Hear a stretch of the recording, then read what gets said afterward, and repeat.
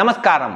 உங்கள் ஜாதகத்தை அடிப்படையாக வைத்து உங்களுக்கான உபாசனை தெய்வத்தை தேர்ந்தெடுப்பது சரியா தவறா என்பதை பற்றி இந்த பதிவில் பார்க்கலாம். ஒரு ஜோதிடர்கிட்ட போய் உங்கள் உபாசனை தெய்வத்தை கண்டுபிடிச்சு கொடுங்க இந்த ஜாதகத்தை வச்சு அப்படின்னு கொடுத்தீங்கன்னா அவங்க அதில் உள்ள கிரக நிலைகளை அடிப்படையாக கொண்டு இந்த தெய்வத்தை உபாசனை செய்தால் நல்லா இருக்கும் அப்படின்னு சொல்லுவாங்க. இது சரியா தப்பா அப்படின்னு கேட்டிங்கன்னா இதற்கு எளிமையான பதில் இது தவறுன்னு நான் சொல்லுவேன். ஏன் தவறு என்பதை இந்த பதிவில் முழுமையாக பார்க்கலாம். முதல்ல உங்களுக்கு ஒரு தெய்வத்தை பிடிக்கணுங்க, சரிங்களா? ஒரு சிலருக்கு காளியை பிடிச்சிருக்கலாம், அவங்களுக்கு மாதங்கி உபாசனை பிடிக்காம கூட இருக்கலாம், சரிங்களா? எல்லா ரூபத்தையும் அவங்க கும்பிடுவாங்க, ஆனால் காளி உபாசனை செய்வதில் தான் அவங்களுக்கு ஆர்வம் அதிகமாக இருக்கும். இப்போ அவர் ஜாதகத்தை கொண்டு போய் ஜோசியர்கிட்ட கொடுக்குறாருன்னு வச்சுக்கோ. அந்த ஜோதிடர் அந்த கட்டங்கள்லாம் பார்த்து நீ மாதங்கி உபாசனை செய்தால்தான் உனக்கு நல்லா இருக்கும் அப்படின்னு சொல்றாருன்னு வச்சுக்கோங்க. ஆனால் இவர் மனசு இருக்கிறது ஃபுல்லாக காளிகிட்ட சரணடைஞ்ச மனுஷன். இவர் என்னதான் நீங்கள் மாற்ற முயற்சி பண்ணாலும் கடைசியாக இவர் போய் நிற்கிறது காளிகிட்ட தான். இவர் இந்த ஜாதகத்தெல்லாம் தூக்கி ஓரமாக வச்சுட்டு காளி உபாசனை பண்ணாவே நல்லா இருப்பார். எல்லா தெய்வங்களும் முடிவில் ஒரே ஒரு இடத்துல தான் சேரும், அது உருவமற்ற ஒரே நிலை, சரிங்களா?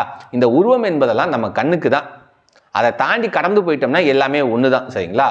ஸோ உருவத்துக்குள்ளே நம்ம கேட்டோம்னா நம்ம மனசுக்கு எந்த தெய்வத்தை பிடிச்சிருக்கோ அந்த தெய்வத்தை உபாசனை செய்வது தான் சரி.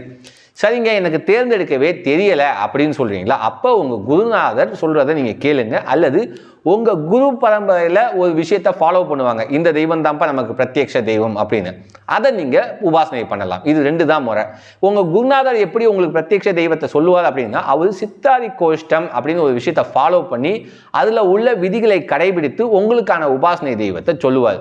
உதாரணத்துக்கு உங்களுக்கு காளி உபாசனை பண்ண தான் பிடிச்சிருக்கு, ஆனால் சித்தாரி கோஷ்டத்தோட கான்செப்ட் பற்றி உங்களுக்கு காளி தெய்வம் சித்தியாகாது அல்லது காளி உபாசனை பண்ண முடியாதுன்னு வச்சுக்குவோம்.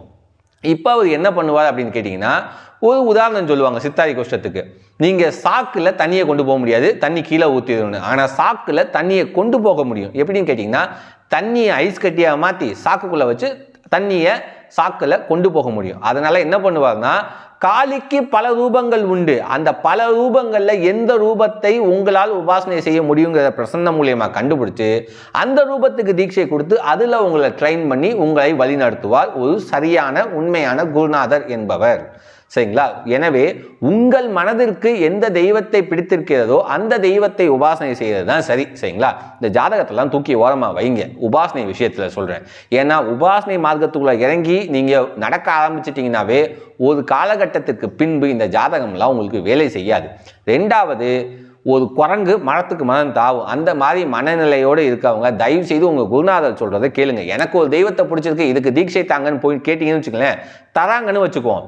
ஒரு 6 மாதத்துக்கு காளி, அடுத்த 1 வருஷத்துக்கு வாராகி, அதுக்கப்புறம் சாமுண்டி அப்படின்னு மாறிக்கிட்டே இருந்தீங்கன்னா நீங்கள் முழுமை பெற முடியாது.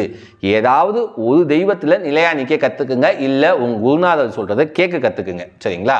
இதற்கு என் வாழ்வில் நடந்த ஒரு உதாரணத்தை சொல்கிறேன். ஒரு ஜோதிடரும் நானும் பேசுகிறோம், சரிங்களா? இது பல வருடங்களுக்கு முன்னாடி நடந்தது. அவங்க எங்கள் ஊர் பக்கத்தில் இருக்க ஒரு கோயிலை மென்ஷன் பண்ணி நீங்கள் இந்த கோயிலுக்கு போய் சாமி கும்பிட்டுட்டு வாங்க, உங்களுக்கு ரொம்ப நல்லா இருக்கும். அவங்க காசெல்லாம் வாங்கலை, ஏன் நல்லதுக்கு தான் அவங்க சொன்னாங்க, சரிங்களா? நல்லா இருக்கும், நீங்கள் இந்த கோயிலுக்கு போயிட்டு வாங்க அப்படின்னு என்கிட்ட சொன்னாங்க. ஏன் பதில் என்னவா இருக்கும் நீங்கள் எதிர்பார்க்குறீங்க?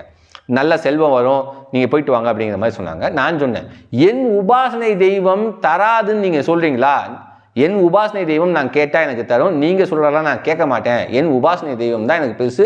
இந்த பலனுக்காக நான் போய் இன்னொரு தெய்வத்தை கும்பிட மாட்டேன். நான் எல்லா கடவுளையும் கும்பிடுவேன், எனக்கு இந்த பலன் தாங்கன்னு சொல்லி போய் நான் ஒரு தெய்வத்தை கும்பிட மாட்டேன். என் உபாசனை தெய்வம் எனக்கு தருன்ட்டு இன்னைக்கு வரைக்கும் அந்த கோயிலுக்கு போகலை. இந்த அளவுக்கு நீங்கள் மன உறுதியாக உங்கள் உபாசனை தெய்வத்தோட காலை கெட்டியமாக பிடிச்சிக்கிறீங்களா? கண்டிப்பாக நீங்கள் மேலே போயிடுவீங்க. இல்லை செவ்வாய்க்கிழமானா இந்த சாமி, புதன்கிழமானா அந்த சாமி, ஞாயிற்றுக்கிழமை இந்த சாமின்னு சொல்லி மாறிக்கிட்டே இருந்தீங்கன்னா ஆன்மீகத்தில் என்றைக்குமே உயர்நிலையை அடையவே முடியாது.